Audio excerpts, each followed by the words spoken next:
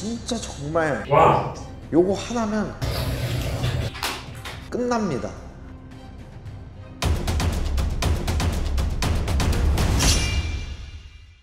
여러분 안녕하세요. 파인다이닝에 도전해보고 싶은 노력하는 요리백가입니다. 오늘 가져온 재료는 스지, 속꼬리, 아롱사태입니다. 외부에서 먹으면 가격도 비싸고 양도 듬뿍듬뿍 먹고 싶은데 지갑이 여의치 않아 먹지 못했던 그 삼총사 시작하겠습니다. 스지는 소해사태, 즉 다리에 붙어있는 힘줄입니다. 콜라겐, 단백질, 칼슘, 무기질이 풍부한 고영양식품으로 원기회복에도 좋고 여성분들 피부 미용에도 정말 좋은 음식입니다. 제가 수비드도 해보고 삶아도 보고 오븐을 이용해 장시간 저온 스팀도 해봤는데요, 가장 맛있게 먹을 수 있는 방법은 역시 삶아주는 게 가장 맛있습니다. 하지만 스지를 삶으려고 하면 4-5시간을 삶아야 하는데 너무 오래 걸리잖아요. 그래서 압력밥솥을 이용하면 40분이면 뚝딱하고 나오니까 꼭 한번 해보세요. 국내산 스지보다 저는 수입 스지가 식감 부분에서 더 좋다고 느꼈어요. 국내산은 좀 더 부드러운 반면 수입산은 좀 더 쫀득하고 쫀쫀한 느낌이 더 와닿았어요. 제가 산 스지는 핏물이 많지 않아 그냥 바로 10분 정도 초벌로 삶아서 불순물만 제거해줬습니다. 압력솥에 물, 대파, 양파, 통후추, 생강을 넣어주시고 스지를 넣어 압력추가 움직일 때까지 강불로 끓여주시면 됩니다. 압력추가 움직이기 시작하면 중불로 줄이시고 지금부터 40분 푹 삶아주시면 됩니다. 국내산 스지 같은 경우는 30분 정도만 해주셔도 충분합니다. 그동안 양념장을 준비해 볼게요. 스지 수육으로 드시고 싶으면 회간장에 식초 약간, 겨자 약간 해서 드시면 되고, 오늘 저는 닭발 같은 매운 스지찜을 할 거기 때문에 매운 양념장을 만들어 보도록 할게요. 고춧가루 하나, 고추장 하나, 설탕 2분의 1, 굴소스 2분의 1, 멸치액젓 2분의 1, 후춧가루 조금 넣고 MSG 조금 넣고 섞어주시면 됩니다. 지금은 조금 빡빡하지만 스지 삶고 나온 국물을 넣어서 만들어 줄 거예요. 이렇게 소스를 직접 만들어 드셔도 되겠지만 우리에게 흔한 매운맛, 그냥 이 불닭 소스로 드셔도 정말 맛있습니다. 불닭이 싫으면 이렇게 시중에 매운 소스 이렇게 잘 나와 있으니까 보통 음식점에서 할 때도 이런 제품을 딱 많이 쓰거든요.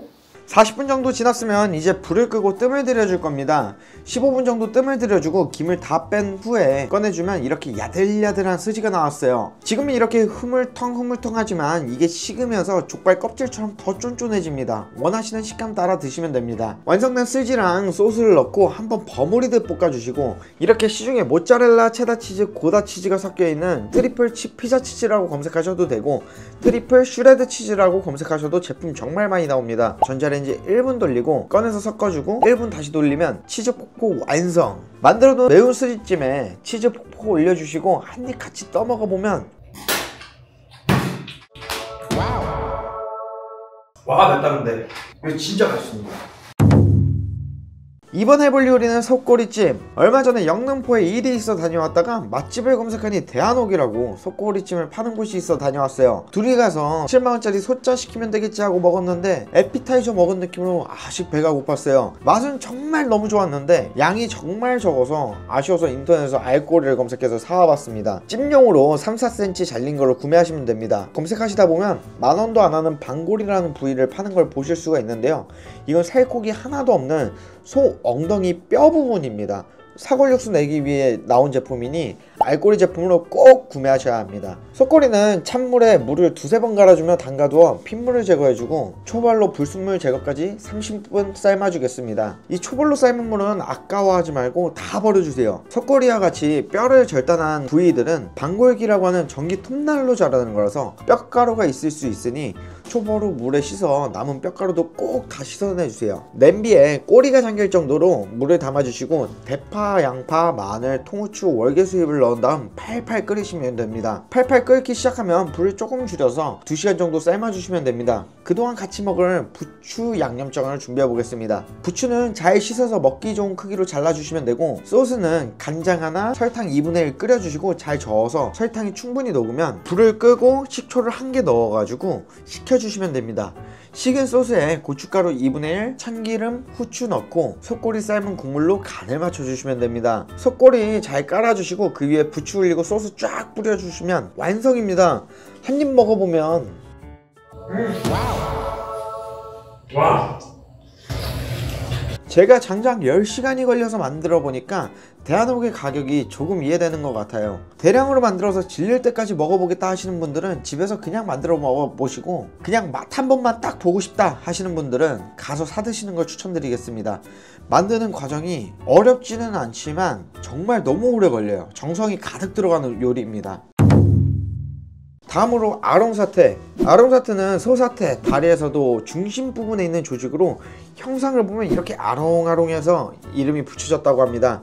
흔한 말로 아롱사태를 먹어야 소 한 마리를 먹었다는 말이 있을 정도로 육향이 진하고 육즙이 풍부하며 사이사이 근조직의 쫄깃함도 너무 일품입니다. 제가 이 맛있고 귀한 아롱사태를 어떻게 먹어야 맛있을까 삶아도 보고 구워도 보고 다 해봤는데, 육즙이 풍부한 부위는 그 육즙을 살려야 한다는 생각으로 바로 수비드 직행했습니다. 한 입 먹어보고 수비드 조리법은 아롱사태를 위해 만들어졌구나 싶을 정도로 정말 최고였어요. 아롱사태는 20분 정도만 삶아서 불순물만 제거해 주시고 바로 진공포장해서 수비드를 해주었습니다. 저는 73도에서 17시간 정도 수비드를 시켜줬어요.